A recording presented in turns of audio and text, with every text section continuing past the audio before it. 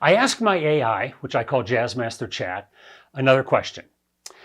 This time I asked, what tips can you provide that help a musician practice more effectively? And before I share its answer, what is Jazzmaster Chat? This is Jazzmaster Chat, the 1 million word jazz AI. Using the transcribed Jazz Summit interviews of a couple years ago, plus the books I've written, primarily with Richie Byrek and Dave Liedman, I've created an interesting resource. It's an artificial intelligence that focuses on jazz, learning it, teaching it, performing it. Watch this one example of what it can do. So again, I asked, what tips can you provide that helps a musician practice more effectively? Now, the answer it came back with was this. Musicians are encouraged to engage deeply with their instrument, explore a wide range of musical genres, and participate in live performances and sessions to refine their skills. The guidance underscores the value of learning from experienced musicians, understanding the roots of jazz and other genres, and continually challenging oneself to expand their musical vocabulary and expression. And that's not wrong, but it's not very helpful. So I came back and asked a follow-up question. This time I asked, there's more to effective practicing than just this. What other advice can you offer that is more specific and practical? And after that follow-up, it came up with some good tips, 6 of them. So let me show you exactly what it laid out. And after each tip, I'm going to chime in with a brief perspective from me. Beyond the initial advice, effective practicing involves a deeper, more nuanced approach. 1. The right mental state. Practicing in a state of presence and intentional focus is crucial. This means being in the moment, not distracted by external thoughts, and having a clear, focused mindset on what you are practicing. This builds and strengthens the necessary brain circuits for improving your playing. Certainly there are going to be times when you're going to, for a brass player especially, you just need to work the muscles. You're going to be maybe in front of the TV just playing whatever your instrument is. But for the most part, you must be present so that you can hear exactly what is coming out of your instrument and be aware of what you need to work on. And the psychology of this is that clarity and that presence allows your brain to work better. 2. Structured practice sessions. Your practice should be structured around your musical goals. This includes warming up properly, working on technique, improvisation, and repertoire specific to upcoming performances or recordings. It's important to challenge yourself, but also to recognize when to take breaks to avoid burnout or injury. This is tricky because I think you need to be organized in your practicing, but it doesn't mean you have a checklist of everything you need to cover every practice session. If you work best that way, great, do it. But I think what's more important, regardless of where you are in your musicianship and you're learning an instrument, is be aware of the things that you do need to cover.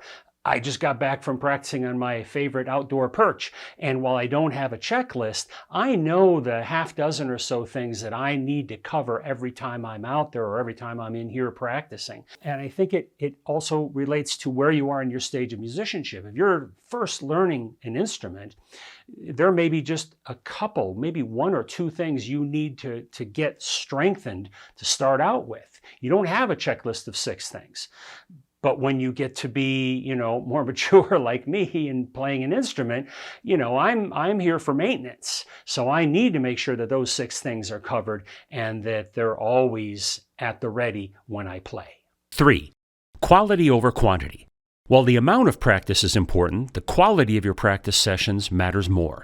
This means focusing on deliberate practice where you are fully engaged and addressing specific areas for improvement rather than mindlessly repeating exercises. I'm not sure exactly where it got this answer, but during my interview with Ron Carter, he told a story about calling up a student of his one day and saying, "What are you working on? Let me tell you what I'm working on."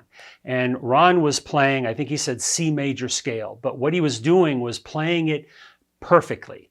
And if any hint of an air and intonation or fingering occurred, he started over, and he just worked on focusing on that small detail of his playing. 4.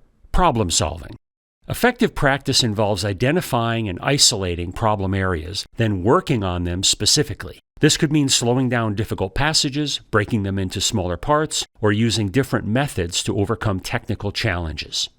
I think this is a critical point, and I made a lesson in Pocket Jazz on this, which is getting to the root of a problem, which means if you're struggling with, a fast passage and you just keep running it and running it and running it and running it, even if you slow it down a little bit and you find you're not still getting it, it might not be your tongue. For those of us who use our tongue to articulate. It could be something else. It could be air. It could be anything. So the point I wanted to tack onto this was think about an underlying cause of something that you may be struggling with. Work on that instead of just the surface level thing that you hear. 5. Making practice enjoyable. Keeping practice sessions engaging and fun can significantly enhance focus and motivation. This might involve playing along with music you enjoy, setting specific goals and rewards, or varying your practice routine to keep it fresh and exciting. Psychologist Dr. Rodney Brim and I wrote about this in our book, The Brain-Friendly Method for Musical Excellence. Rodney has a lot to say about how to use the brain effectively. And one of his points is that if you're not enjoying the process, in this case of practicing, you may not be getting as much out of it. If you kind of dread today's practicing, you don't really want to do it, but you have to, so you're going through your normal etudes and not really into it, your practicing isn't going to be as effective. So find ways to make it fun. 6. Recording and self-review. Recording your practice and listening back can provide invaluable insights into your playing. It allows you to critically evaluate your performance, identify areas for improvement, and track your progress over time. And this last one is a key tip. I'm a big advocate of recording yourself because it's so easy, whether we're performing or practicing, to think that we're doing everything fine and moving on.